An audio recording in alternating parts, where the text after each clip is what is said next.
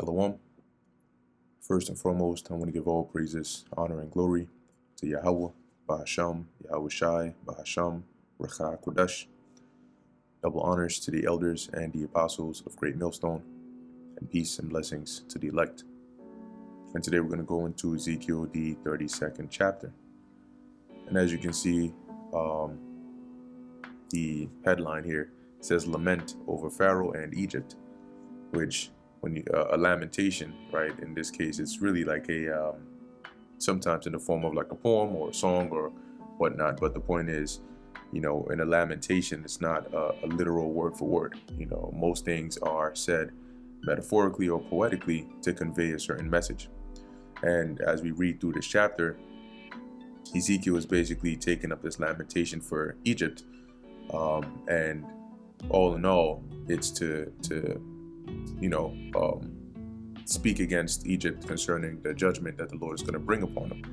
Now, we know that in secular history, in ancient history, the Lord did bring judgment upon Egypt, just as he did to the neighboring lands. Okay, but there are also certain parts in here that apply to the modern day Egypt, aka America, all right, which we're going to go through. So this is the book of Ezekiel chapter 32, verse 1. And it came to pass in the 12th year, in the 12th month, in the first day of the month, that the word of the Lord Yahweh came unto me, saying, Son of man, take up a lamentation for Pharaoh, king of Egypt, and say unto him, Thou art like a young lion of the nations, and thou art as a whale in the seas. And thou camest forth with thy rivers, and troublest the waters with thy feet, and fouledest their rivers.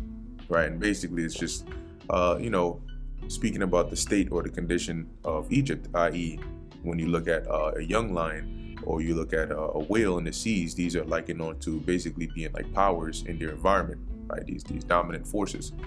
Okay, and here it says here, you trouble the waters. Like if you had like this whale or this big fish, in this body of water.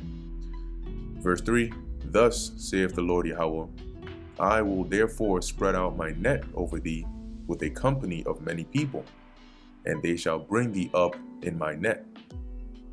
And so going with the analogy here of this lamentation, you can imagine like if you had a big fish, and in the ancient world, most of the time you would fish with a net or multiple nets, right? Which are very huge. So if you were trying to gather, catch either a group of fish or one big fish, you would have different people, right? Many people, fishermen, and they would all be holding the net on one end, and then they would drop it on one side to basically trap the fish in the net. Okay, and that's the analogy that's being used here, right? The Lord is saying, I'm gonna spread out my net over you with a company of many people, like a group of fishermen trying to catch fish, and they shall bring thee up in my net, so that you gonna get caught up in it. Which is just another metaphorical way of the Lord saying he's going to bring judgment. Okay, he's going to ensnare Egypt and bring judgment upon him. Then I will leave thee upon the land, and I will cast thee forth upon the open field, and will cause all the fowls of the heaven to remain upon thee, and I will fill the beasts of the whole earth with thee. Right, so what happens when you take a fish out of water?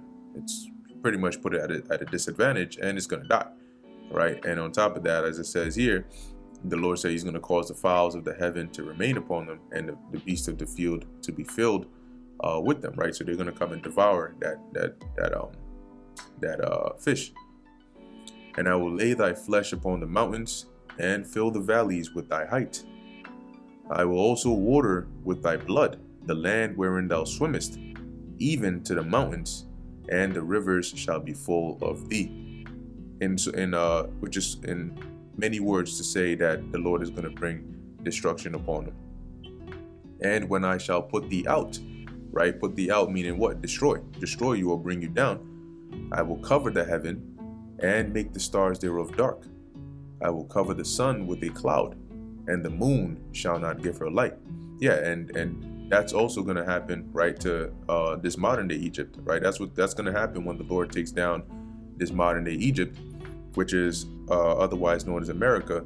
And when you read of in various different prophecies concerning this theme right here. It's known as like the day of the Lord, or the time of that great destruction, okay, which the Lord talks about covering the heaven, right, making the a day of darkness, right, the stars not shining, the sun and the moon being darkened. Okay, so real quick, let's get a precept for that here in the book of Isaiah, the 13th chapter. Now, in the book of Isaiah, the 13th chapter, it's speaking about judgment that's going to come to Babylon, right? But similarly, this is, like it says, prophecies about Babylon. This isn't talking about the ancient Babylon. Okay, it's not talking about the Neo-Babylonian Empire. Although Isaiah predates that time, right? When Isaiah was saying this was before the Babylonians had risen up to be an empire. However, the prophecy in Isaiah the 13th chapter was not concerning well, at least who we know today as the ancient Babylonian Empire with Nebuchadnezzar and so on and so forth, right? It's actually talking about another Babylon, which is, or as is known today as America, but back then is referred to as Babylon. And this is why that the saying, in order to understand prophecy, you need to know history, is actually very important, because when you read the scriptures, a lot of these prophetic chapters and verses and books are not going to give you everything, meaning they're not going to use vocabulary of modern day, because that didn't exist back then. So you'll hear about, I mean, they might be talking about America or the modern day like power system, maybe like NATO and the EU and so on and so forth, but they would describe it or use names such as Babylon or Egypt or Syria. Okay, and you need to understand, if you understand history and you know the history of these different nations, like, you know, Egypt or Babylon or Syria, for example, you can then say, well, what's written here is mentioning Babylon, but these actions never took place. I mean, these things never happened to ancient Babylon. Okay, and they don't actually fit, you know, a judgment for ancient Babylon. So then you need to know, then you can identify that this has to be talking about a different time. Okay, so it's also crucial to understand at least decently a good portion of history as well. Nevertheless, Isaiah 13:1, the burden of Babylon, which Isaiah the son of Amos did see. So this, what we're reading of in Isaiah 13, is concerning Babylon, but the prophetic Babylon, which is America. So when we jump down, right, I did that to bring the point home in the 10th verse, as it says here, for the stars of heaven and the constellations thereof shall not give their light. The sun shall be darkened in his going forth, and the moon shall not cause her light to shine. So what is that going to lead to? Darkness, right? Similar to how we read in Ezekiel 32, right? The sun being darkened, the moon being darkened, the stars, the constellations, which when the day of the Lord comes, where the great judgment of the Lord is going to take place, you're going to have darkness physically, because you're going to have the smoke of the fires, the missiles. You're also going to have, the missiles flying through the air, and you're going to have the different chariots, you know, of the Lord flying through. So there's going to be a lot going on over there, up there in the heavens. Okay, but then you're also going to have darkness in a more, logical sense, meaning that you're going to have people that are not going to have answers. There's going to be a lot of confusion. Okay, because in this sense, the sun and the moon, okay, in the logical sense, can represent knowledge, wisdom, and understanding, and that's going to be darkened, as the scriptures say. I forget exactly where it is, but it's worded as, "Is there no more wisdom in Teman?" Right, which the Temanites were considered like, the wise men or the wise tribe of Esau. So the Lord is going to destroy all that. Okay, so just linking that in there, right, as we're dealing with this lamentation against Egypt. Okay, at least this modern day Egypt, the Lord is saying when He puts it out, when He takes them down, okay, He's going to cover the heaven and make the stars thereof dark, and cover the sun, right, making it dark with a cloud, and the moon shall not give her light, which is synonymous with what's written here in Isaiah 13 concerning Babylon. But it's really talking about the same judgment, the same place. So let's get one more here in the book of Revelation, chapter 6. Once again, this is also concerning Babylon. Okay, here it's known as the fourth part of the world, but it's all talking about America.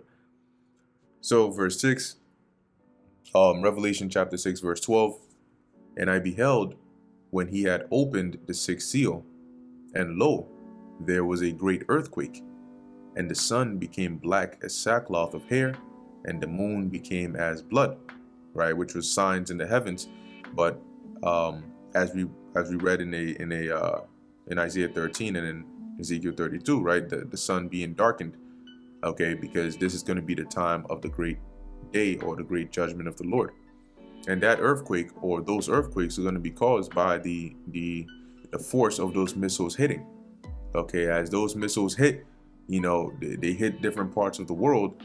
When you go beneath the surface, you're going to have those tectonic plates that have all that tension built up, just waiting for the right impact to cause them to shift or to drift. And that's going to cause those quakes, okay, that you have on the surface level. It says the sun became black as sackcloth, and the moon became as blood, and the stars of heaven fell onto the earth, even as a fig tree casteth her untimely figs.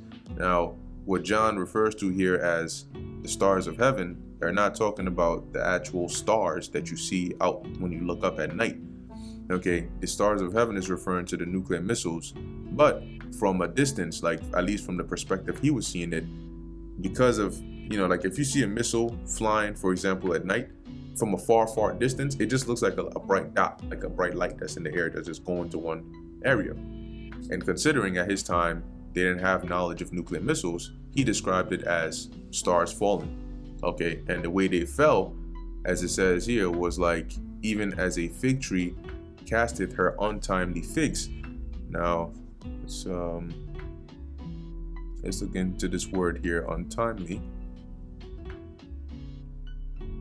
Okay, right, so it says here, an unripe fig which grows during the winter, yet does not come to maturity, but falls off in the spring. Okay, so, because, you know, interestingly enough, when you have a, interesting how the Lord designed it, right? When you have certain fruit, typically, if the tree, whether apple, orange, whatever, if the tree is just left alone, when the fruit becomes ripe to a certain point, it'll actually fall, you know, like it'll just like fall. It'll be easier to pluck off versus when it's unripe. Okay. But as the Apostle John is saying here, it's like this tree was shaken, right, with a mighty wind that just like caused all these figs to just like start dropping to the earth. That's how he likened these missiles falling. Verse 14, and the heaven departed as a scroll when it is rolled together, which is referring to the mushroom cloud, right, the impact from those missiles hitting, and every mountain and island were moved out of their places. So now let's go back to Ezekiel 32, verse 7 again. And when I shall put thee out, right, when the Lord shall destroy it, I will cover the heaven and make the stars thereof dark. I will cover the sun with a cloud, and the moon shall not give her light. All the bright lights of heaven will I make dark over thee, and set darkness upon thy land, saith the Lord Yahweh. I will also vex the hearts of many people, when I shall bring thy destruction among the nations, into the countries which thou hast not known. So basically, once this place goes down, right, at least once this, because back then, when the Lord brought the Babylonians against the ancient Egyptians, yeah, their allies and their neighboring nations were vexed. But in this time, when the Lord takes down this modern Egypt, as we read of in Revelation 18, you're going to have, once that news spreads, right, via, you know, it being televised, you're going to have these other nations and stuff lamenting. Okay, at least some of them.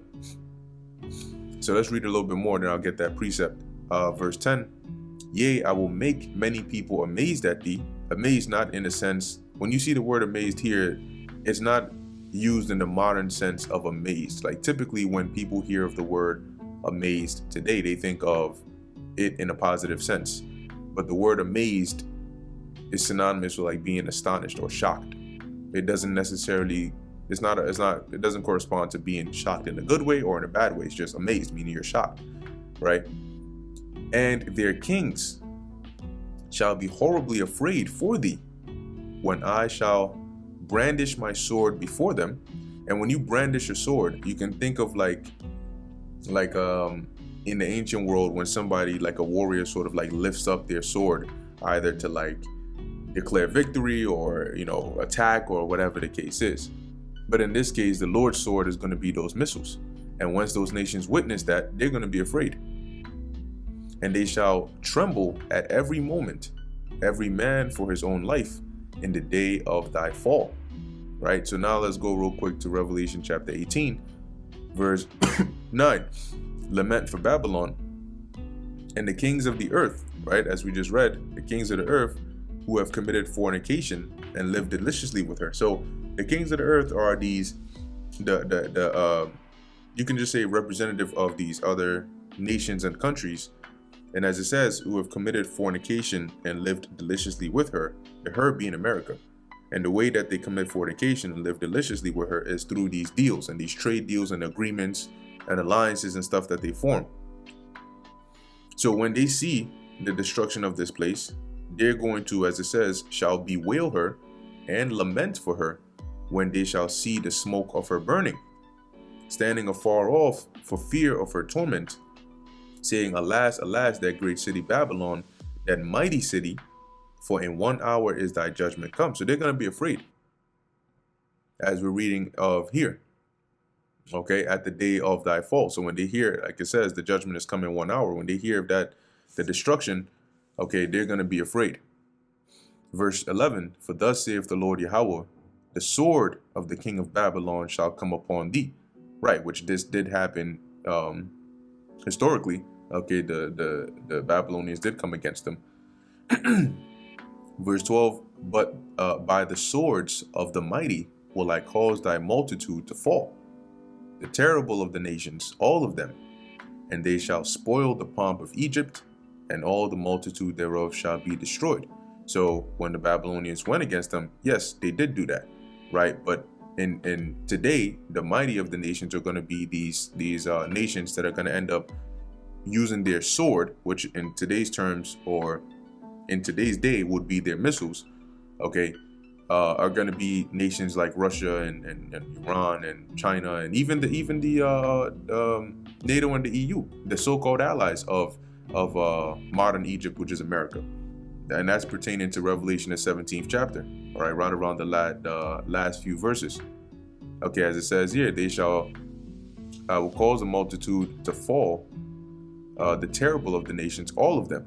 And I believe it's somewhere in the book of Jeremiah, it says, all ye that bend a bow, right, basically surround her, gather round about, and spare no arrows.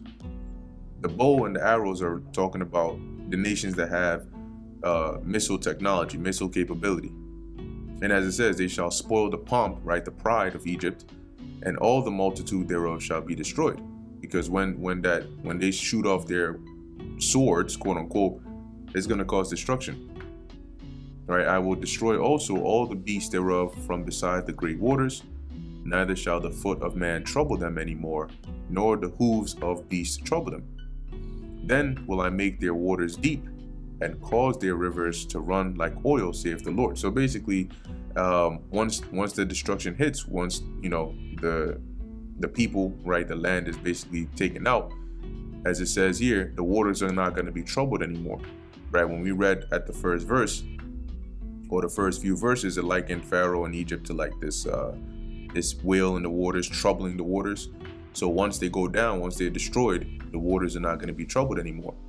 And that's what it's saying here in verse 14, making the waters deep, right? Meaning to basically cause it to calm down. It's just a representation of like peace. Verse 15, when I shall make the land of Egypt desolate. And now the ancient Egypt wasn't made desolate, right? It was overrun. It was taken over. They were taken captives. But from the time of Nebuchadnezzar, when you go to the time of Alexander, right, Egypt was still there. When you go to the time of the Romans, Egypt was still there. So it wasn't made desolate like how modern day Egypt is going to be made desolate. And the country shall be destitute of that whereof it was full. So basically, what made the land full, or what made the country full? The people, the buildings, the infrastructure, all of that. But it's going to be destitute of that by what? By way of destruction. And what's really going to be able to cause that much damage? Thermonuclear destruction. When I shall smite all of them that dwell therein, then shall they know that I am the Lord Yahweh, right? Because the Lord is known by his judgments. This is the lamentation wherewith they shall lament her. The daughters of the nations shall lament her, which are these other nations.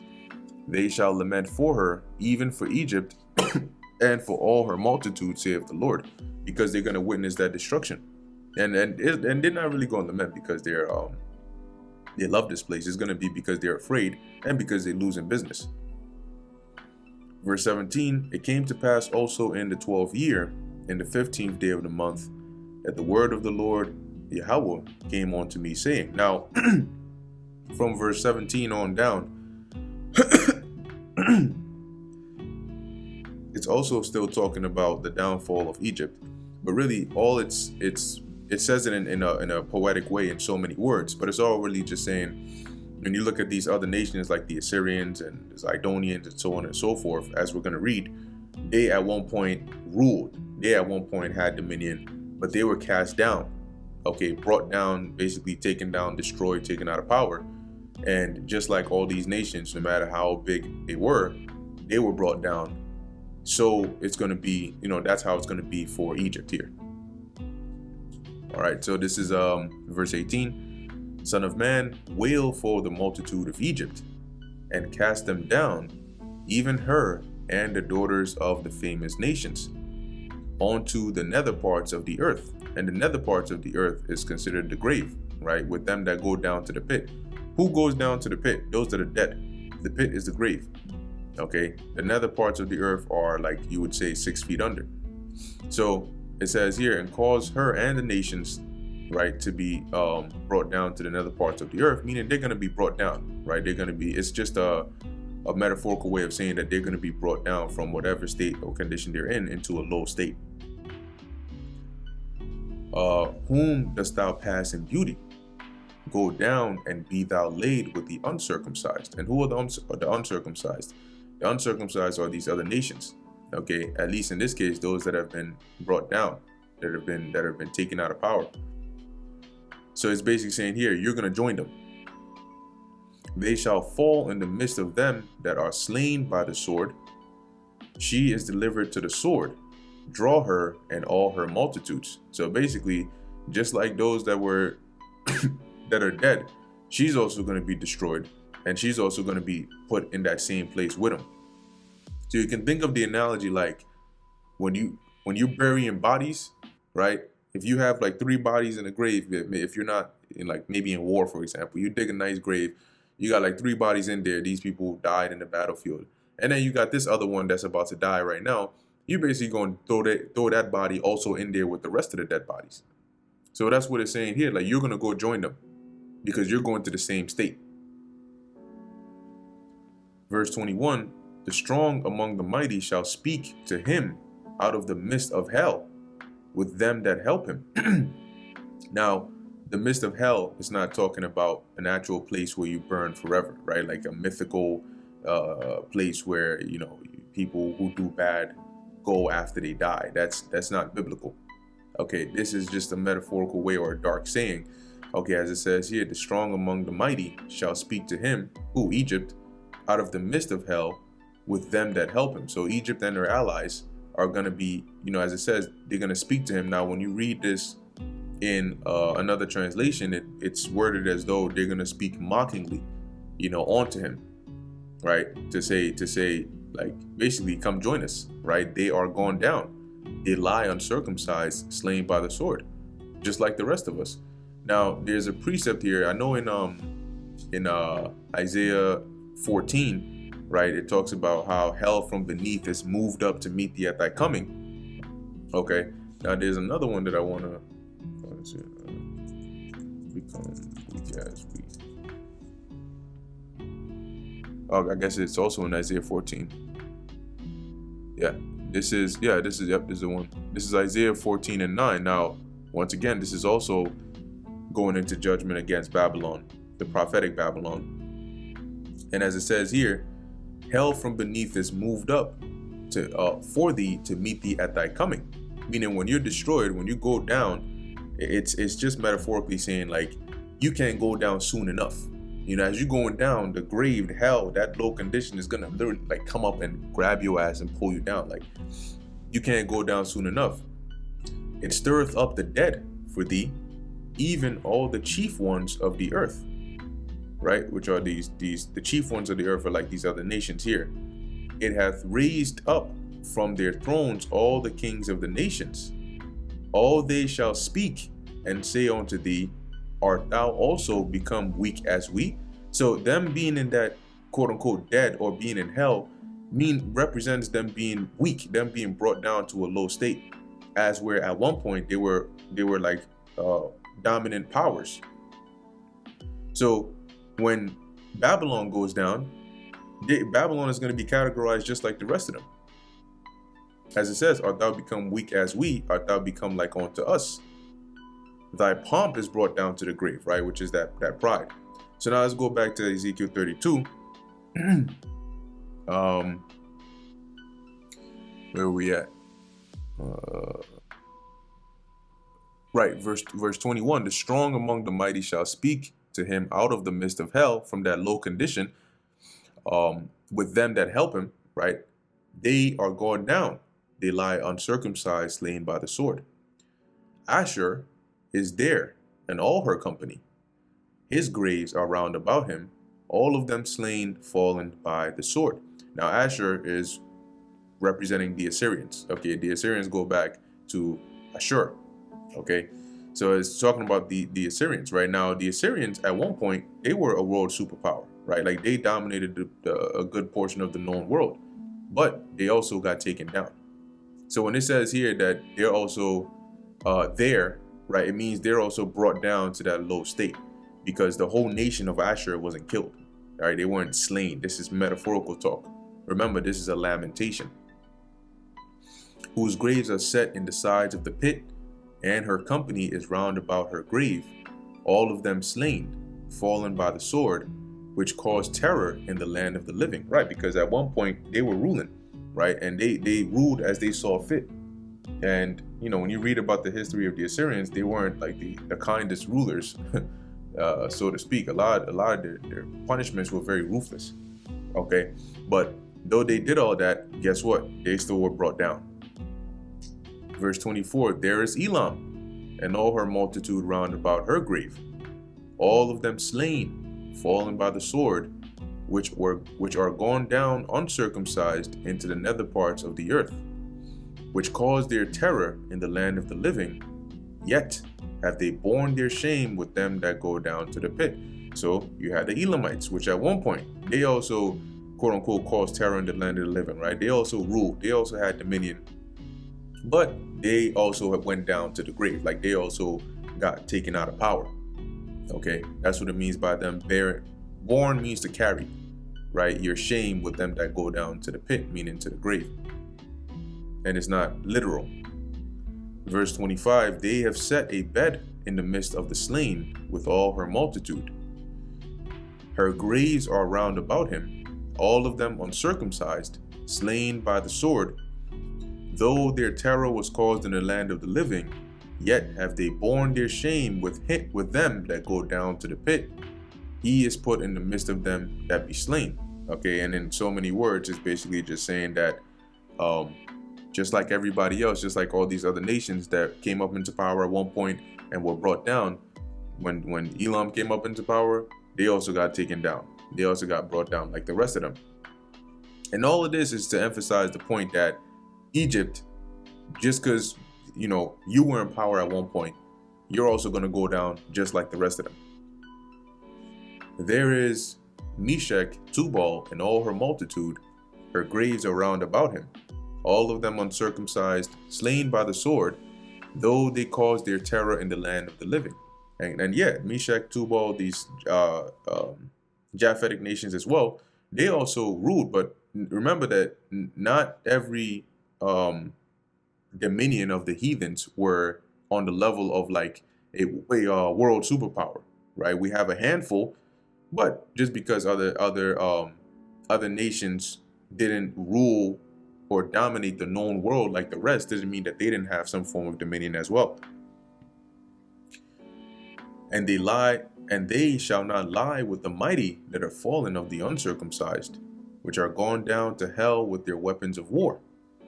And they have laid their swords under their heads. So it's using like the analogy of, you had in the ancient world when like certain customs, when certain warriors died, they would bury them with their weapons.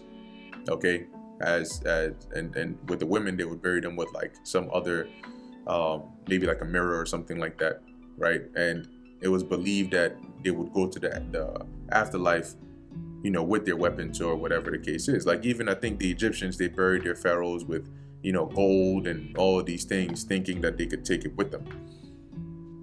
Clearly, that's not the case. So it says, and they shall not lie with the mighty that are fallen of the uncircumcised, which are gone down to hell, which is the grave, with their weapons of war.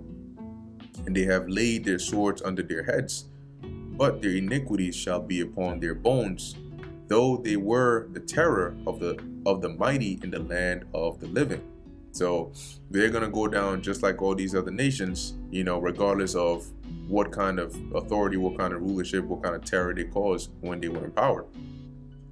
Yea, thou shalt be broken in the midst of the uncircumcised, and shall lie with them that are slain with the sword. There is Edom, her kings, and all her princes, which with their might are laid by them that were slain by the sword. When people are slain by the sword, where are they laid? They're laid in the grave. So in this lamentation, it's likening when it says that they had their terror in the land of the living, it means they had their time to rule, like they had their time of dominion. And then when it likens them being brought down to the grave, it doesn't mean that they got extinct or they got exterminated. It just means that they got taken out of power. Okay, so just like the Assyrians, just like the Elamites, just like the Edomites, okay, and all these other nations that were mentioned in here. As it says here, they shall lie with the uncircumcised and with them that go down to the pit. There be the princes of the north, all of them, and all the Zidonians, which are gone down with the slain. With their terror, they are ashamed of their might, and they shall lie uncircumcised with them that be slain by the sword, and bear their shame with them that go down to the pit, just like the rest of them. Pharaoh shall see them, and shall be comforted over all his multitude. Now, when it says comforted, it doesn't, let's actually go into some of these definitions here, because there's different use cases for that word there. Okay, so you have here nacham, and it says one of the cases here is to be sorry, to console oneself, to repent, to regret. Then you have to be comforted. So depending on the use here, right, you have to be sorry, to be moved to pity, to suffer grief, to repent. Okay, and then you have one here which is actually to comfort, to console. So basically it's saying here that when Pharaoh shall see them and shall be comforted over all his multitude, not in a good sense, he's going to regret, he's going to have that grief. Why? Because as it says, even Pharaoh and all his army slain by the sword, saith the Lord, because they're also going to be brought down. Okay, for I have caused my terror in the land of the living, and he shall be laid in the midst of the uncircumcised, with them that are slain with the sword, even Pharaoh and all his multitude, saith the Lord Yahweh. So all in all, to say that just like all these other nations ruled, and they were taken down and brought to this low state, so will Pharaoh, which really represents Egypt, okay, which ultimately is going to be this modern day Egypt. They're also going to be brought down just like the rest of these nations. And not only are these nations going to be taken out of power, we know that pertaining to prophecy, they're going to be in captivity. Okay, they're all going to go into captivity under the Israelites. Okay, and then after that, that's when we know the other nations are going to, get their lands back, but there's going to be a different story for you Edomites. Anyway, that's pretty much the end of Ezekiel, the 32nd chapter. Lord willing, that was edifying to the elect. In closing, I want to give all praises, honor, and glory to Yahweh, Bahasham, Yahweh Shai, Bahasham, Racha, Kodash.